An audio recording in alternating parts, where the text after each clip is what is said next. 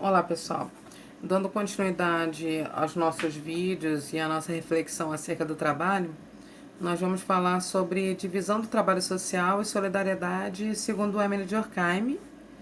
Em A Divisão do Trabalho Social, o sociólogo Emile Durkheim, ele afirma que a tendência social que impulsiona a divisão do trabalho é a especialização do trabalhador. Essa especialização, ela opera na indústria, mas também nas profissões, nas ciências, em todos os campos de trabalho. O especialista, ele se contrapõe ao antigo homem universal, que dominava várias áreas do conhecimento e profissões. A especialização ela é valorizada socialmente em contraposição ao amadorismo, e isso teria consequências morais para a sociedade. Cada um deve cumprir a sua função na sociedade e isso é um imperativo categórico. E apresenta-se como um dever moral, o que para Durkheim significa que responde a uma necessidade social, mas, ao mesmo tempo, apresenta os perigos da anomia, né? O Durkheim entende por anomia a falta de normas que regulem as relações sociais, a qual causa as anomalias na vida econômica, como as crises industriais, a oposição entre o capital e o trabalho. Na divisão normal do trabalho, o indivíduo não fica só limitado à realização de uma tarefa, senão que tem a visão do processo e resultado. A divisão do trabalho, que é causada pelo aumento da densidade social, da densidade da população e dos vínculos entre as pessoas, produz uma forma de solidariedade, a solidariedade orgânica, ou por complementaridade.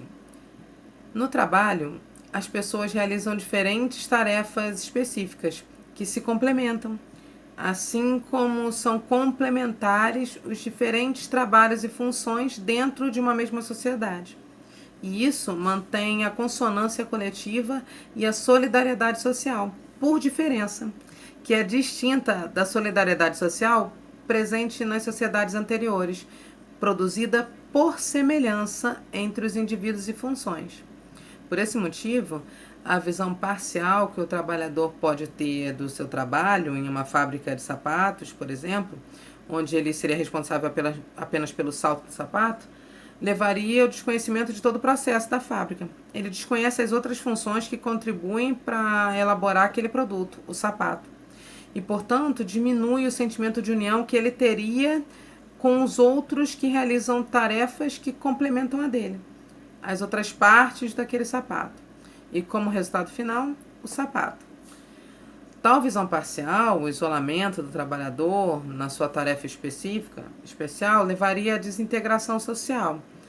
E, devido às suas funções especializadas, os operários das grandes indústrias se isolariam entre si e também do patrão, com o qual estão em conflito prolongado. A situação era diferente nas corporações de ofício que existiam durante a Idade Média, onde os artesãos eles conviviam com os mestres ou patrões e podiam também se tornar trabalhadores por conta própria. Nesse exemplo do trabalhador do sapato, haveria a possibilidade de se tornarem mestres sapateiros ou donos das fábricas de sapatos. Para Durkheim, a especialização e o isolamento do trabalhador da indústria massiva o levam a se opor ao capitalista. O governo ou o Estado são elementos unificadores, mas muito abstratos e distantes da realidade concreta dos trabalhadores, para poder resolver o problema da desintegração social.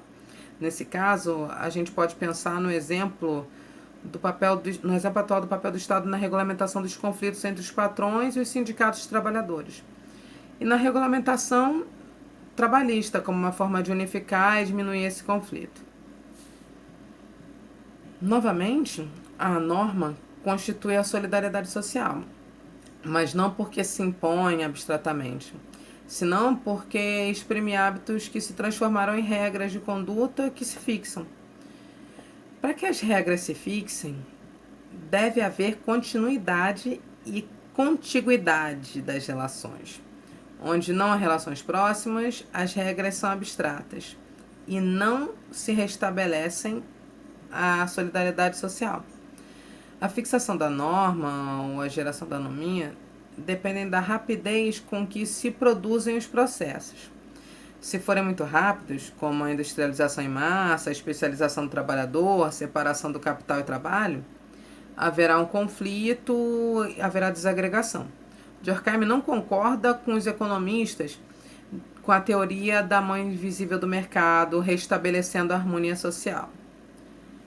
Para que a divisão do trabalho mantenha a solidariedade orgânica que ela gera, é necessário que, segundo o Durkheim, abre aspas, o indivíduo não se encerre estreitamente nela, na função especial, mas mantenha-se em relação constante com as funções vizinhas. Tome consciência de suas necessidades, das mudanças que nelas sobrevêm e etc.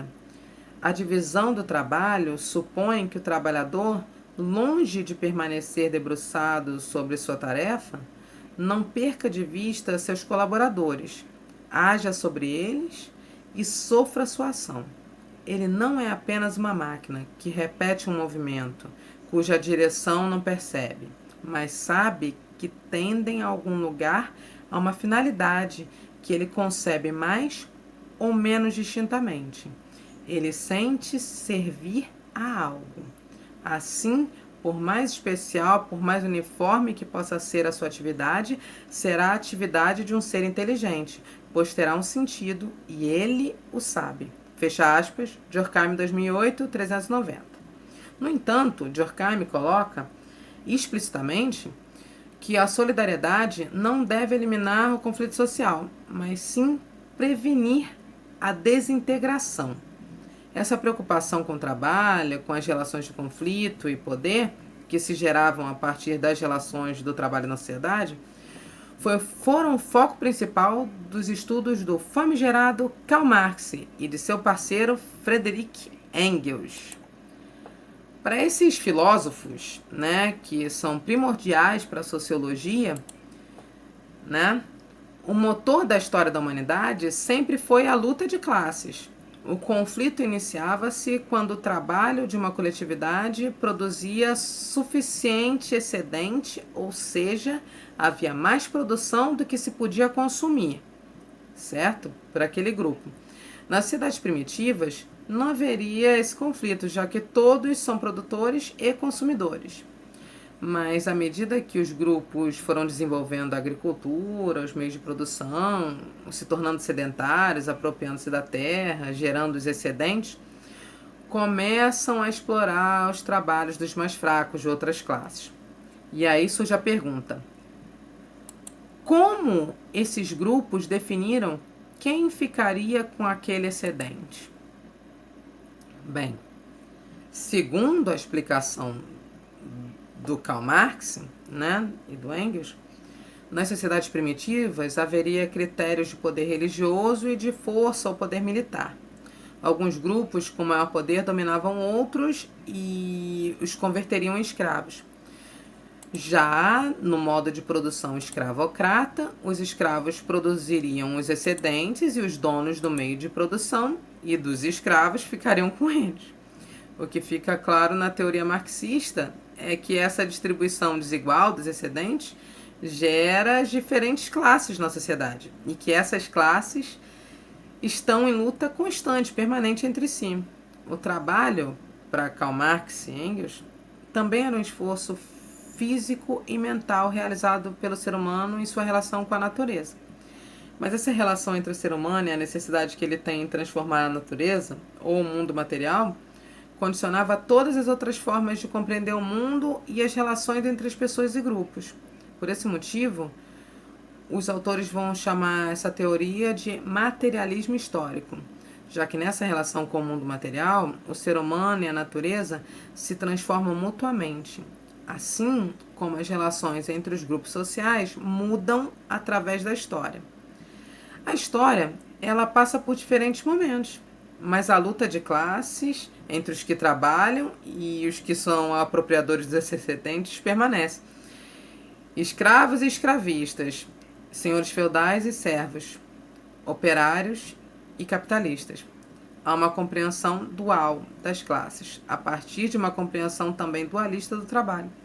Essa forma de interpretar a história tem para Marx um objetivo: explicar como se chega a uma sociedade capitalista, na qual as duas classes fundamentais são os capitalistas, os donos dos meios de produção, e os operários.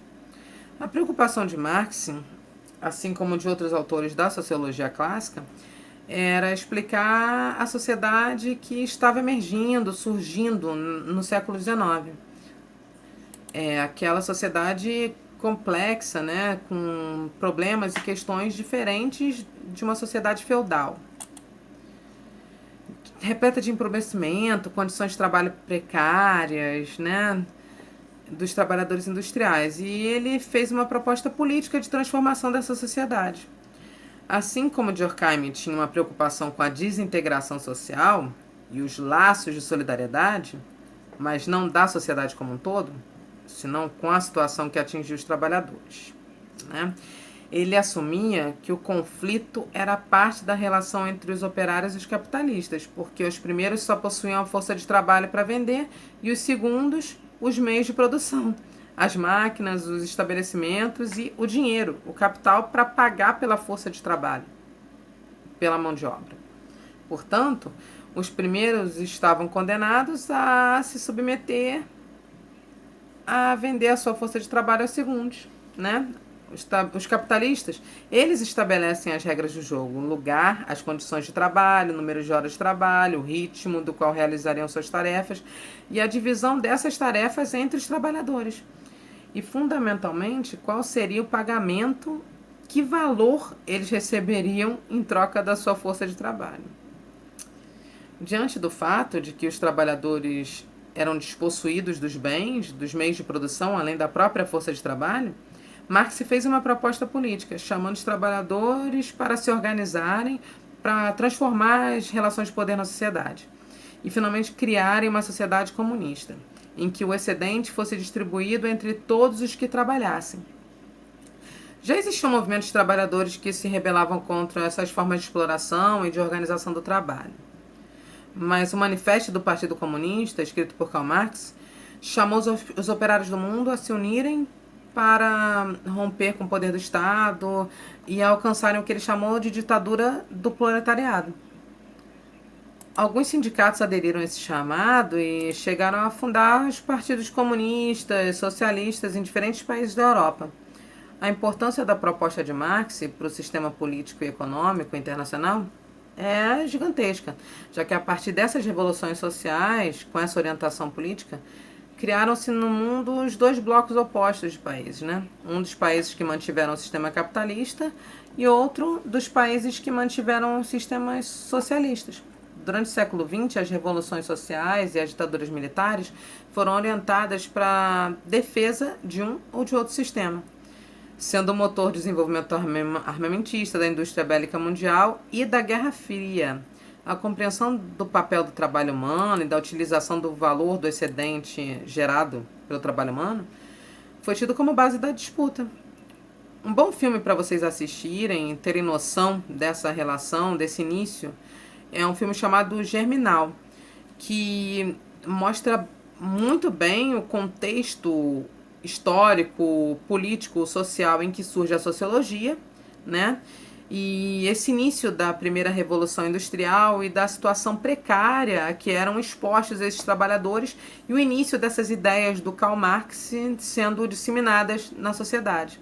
Esse filme é muito interessante, é um filme longo, mas vale a pena ver. Bom, é isso. Qualquer dúvida, podem escrever na plataforma. Abraço, estudem sociologia.